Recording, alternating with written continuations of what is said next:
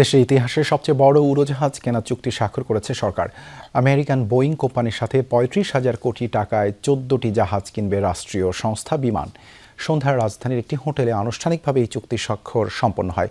বিমানের পক্ষে সদ্য নিয়োগপ্রাপ্ত ব্যবস্থাপনা পরিচালক ও সিইও কাইজার সোহেল আহমেদ এবং বোয়িংয়ের পক্ষে তাদের একজন প্রতিনিধি চুক্তিতে সই করেন। অনুষ্ঠানে পররাষ্ট্রমন্ত্রী খলিলুর রহমান, বেসামরিক বিমান পরিবহন ও পর্যটন মন্ত্রী আফরোজা খানম রিতা, প্রতিমন্ত্রী এম রশিদুজ্জামান মিল্লাত এবং মার্কিন রাষ্ট্রদূত ব্রেন্ট টি ক্রিস্টেনসেন উপস্থিত ছিলেন। প্রস্তাবিত এই চুক্তির আওতায় বিমান মোট ১৪টি নতুন উড়োজাহাজ কিনবে। এর মধ্যে রয়েছে 8টি বোয়িং 787-10 ড্রিমলাইনার, 2টি বোয়িং 787-9 ড্রিমলাইনার, 4টি বোয়িং 737-8 ম্যাক্স জেট। এই উড়োজাহাজগুলোর আনুমানিক বাজার মূল্য প্রায় 3.7 বিলিয়ন মার্কিন ডলার, যা বর্তমানে বাংলাদেশের মুদ্রায় প্রায় 37,500 কোটি টাকার কিছু।